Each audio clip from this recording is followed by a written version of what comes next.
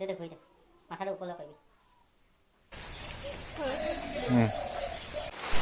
Hi guys স্বাগতম জনাইছো মোৰ অন্য এটা ব্লগলে আশা কৰিছো আপোনালোকৰ ভালে মোৰ ভালে বাৰু আৰু এতিয়া বাজিলে প্ৰায় 7টা ৰাতিপুৱাৰ 7টা বাজিছে মানে ৰাতিপুৱা মই সোনকালে উঠিলো কিন্তু ভিডিঅটো এতিয়াৰ পৰা ষ্টাৰ্ট কৰিছো মানে 4টা মান বজাতে উঠিলো পঢ়িলো আৰু গা পাও ধুলো কামবিলাকো আজৰি হ'ল প্ৰায় কাম আজৰি হ'ল কিন্তু খোৱা বোৱাখিনি কাম আছে আৰু বতৰটো আজি ইমান ভাল নহয় মানে বৰষুণ খিচখিচকে পৰিয়ে আছে দিনটো কি কৰো আপোনালোকক দেখাবলৈ চেষ্টা কৰিম চাই থাকিব আপোনালোকে ভিডিঅটো এয়া দেখিছেনে বৰষুণ বেছিকৈহে আহিছে বতৰটো আজি একেবাৰে বেয়া হাই গাইজ এতিয়া মই আপোনালোকক ৰাতিপুৱাই কাপোৰ দেখাইছো মানে যোৱাকালি কাপোৰ দুযোৰ লৈছিলো আৰু কাপোৰ কেইযোৰ আপোনালোকক দেখাম ভালদৰে চাই থাকিব আপোনালোকে আৰু কাপোৰ কেইযোৰ হৈছে এইযোৰ দেখাম ৰ'ব আপোনালোকক ভালকে এইযোৰ যোৱাকালি আনিছো আৰু কাপোৰযোৰ অলপ বগা বগা দেখিছে কিন্তু বগা নহয় এইযোৰ কেঁচা মুগাৰ কাপোৰ কেনেকুৱা লাগিছে বাৰু ডাঙৰ ডাঙৰ ফুল আছে পটিবিলাক চিলোৱা আহে আজিকালি কাপোৰ দেখিছে এখন চাদৰখন আৰু এখন মেখেলা ইয়াৰ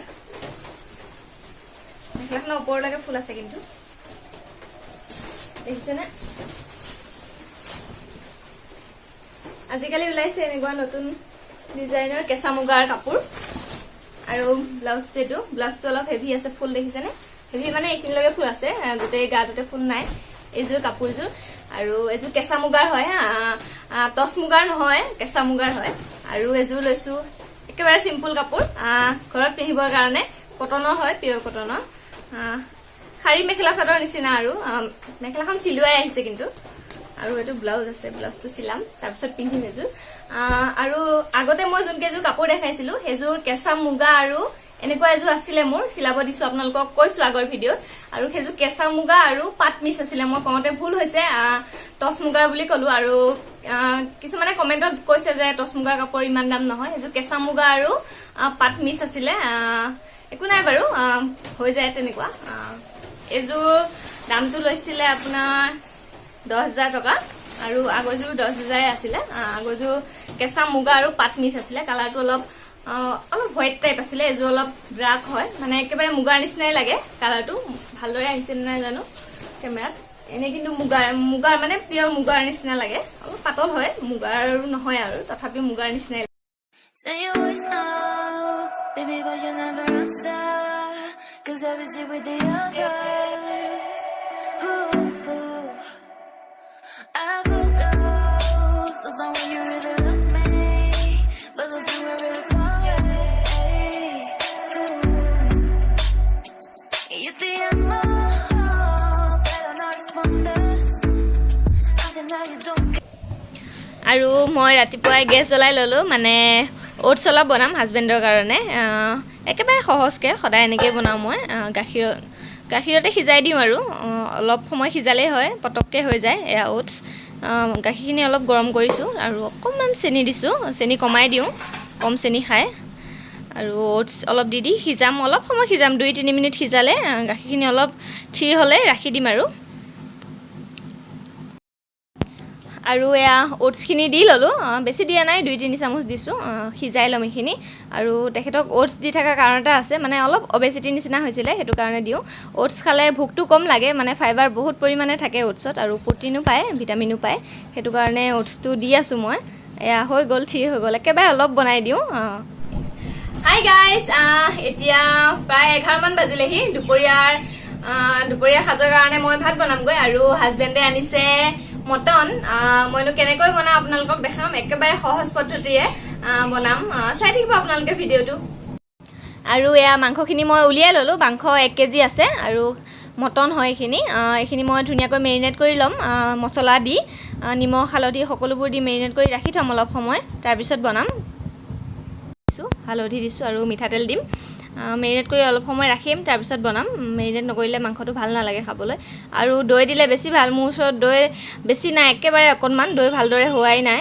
যোৱাকালি ৰাখিছিলোঁ বতৰটো ইমান ভাল নহয় সেইটো কাৰণে দৈ ইমান ভাল হোৱা নাই যিকণ আছে তাকেই দিছোঁ আপোনালোকে বেছিকৈ দিব পাৰে দৈ আৰু এয়া অলপ আদা আৰু নহৰু দি লৈছোঁ আৰু ভালদৰে মোহাৰি অলপ সময় ৰাখি দিম আৰু হালধিটো অকণমান কমা নিচিনা পাইছিলোঁ, সেইটো কাৰণে মই আৰু অলপ দি দিলোঁ।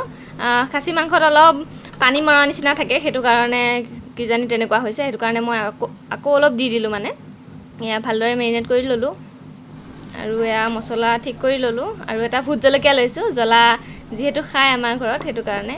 আৰু এইটো স্পেচিয়েল বস্তু, এইটো হৈছে পদু কচু, দুধ কচু বুলিও কয় কিছুমান জেগাত, সেইটো দিম মই, একদম নখজুৱাই সেইটো কচু। আৰু এয়া আলু পিঁয়াজ সকলোবোৰ ঠিক কৰি ল'লোঁ।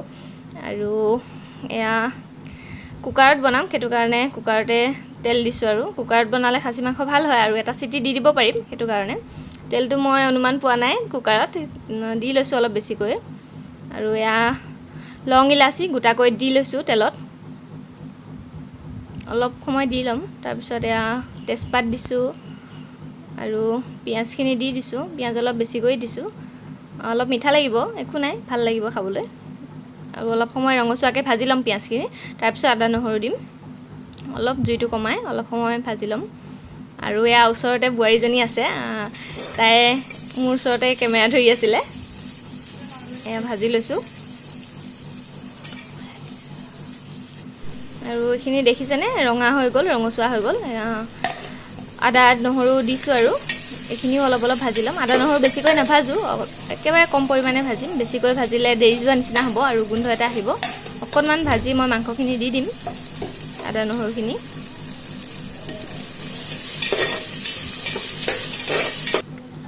আৰু এয়া ভাজ খাই গ'ল, এয়া মাংসখিনি মেৰিনেট কৰি ৰাখিছিলোঁ, প্ৰায় আধা ঘণ্টামানো হৈ গ'ল ৰখা। তাৰপিছতহে মই বনাইছোঁ। এয়া সেইখিনি দি দিম, দি ভালদৰে ভাজি ল'ম। মাংসখিনি তেল ওলোৱালৈকে ভাজিম। আৰু মাংসখিনিত অলপ পানী নিচিনা আছে, খাচী মাংসত অলপ পানী থাকেই, পানী মাৰেই। সেইখিনি ভাজি ল'ম ভালদৰে। তাৰপিছত আলু দিম আৰু অলপ সময় ভাজিব লাগিব, ঢাকন মাৰি মাৰি ভাজিম মই। আৰু মছলাবিলাক দিব লাগিব, গোটা মছলা দিছিলোঁ, এয়া দেখিছেনে, এয়া জিৰা, গৰম মছলা অলপ অলপ, সকলোৰে অলপ অলপ দিছোঁ, পাউডাৰবিলাক, জলকীয়া আৰু চিকেন মছলা, মিট মছলা অলপ অলপ দিছোঁ। পিছত আৰু দিম, পানী দিয়াৰ পিছত অলপ দিম, এতিয়া অলপ অলপকৈ দিছোঁ। আৰু দি ভালদৰে মিলাই ল'ম, গোটেইখিনি মিলাই ভাজি থাকিম অলপ সময়।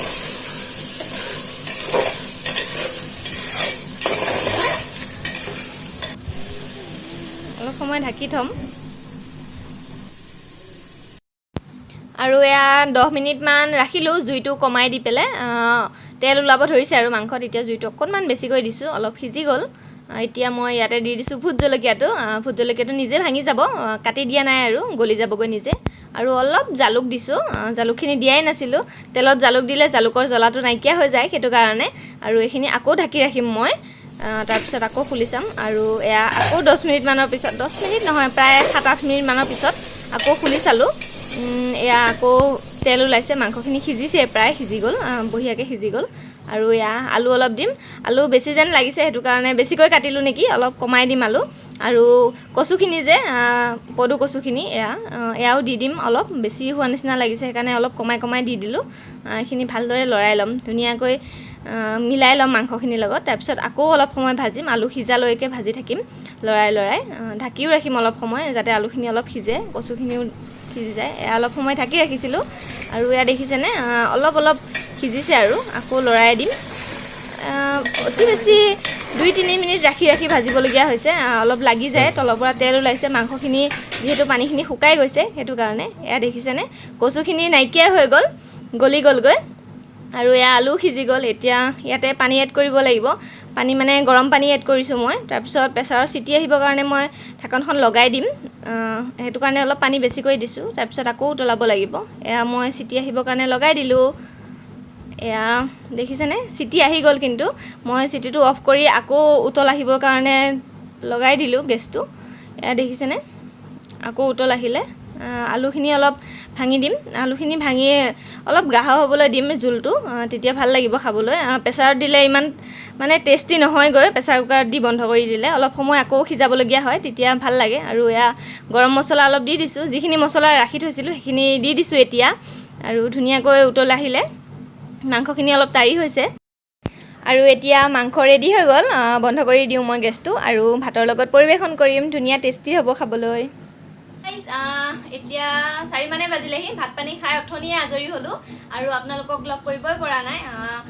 মটন বনাইছিলোঁ যে আপোনালোকক দেখাইছোঁ ৰেচিপিটো আৰু খুব টেষ্টি হৈছিলে খাবলৈ একেবাৰে সহজভাৱে বনাইছিলোঁ আপোনালোকে ট্ৰাই কৰিব পাৰে আৰু এতিয়া হাজবেণ্ডে লৈ আহিছে আপেল অলপ আপোনালোকক দেখাওঁ চাবচোন হা দেখিছেনে ইমানবিলাক আপেল একেবাৰতে লৈ আহিছে প্ৰায় 5-6 কেজি মানেই হ'ব ফ্ৰিজত ভৰাই থ'ব লাগিব ধুই ধুই খাবতো নোৱাৰি একেবাৰতে ইমানবিলাক আপেল মই দোকানে দিব পাৰিম আৰু এয়া দেখিছেনে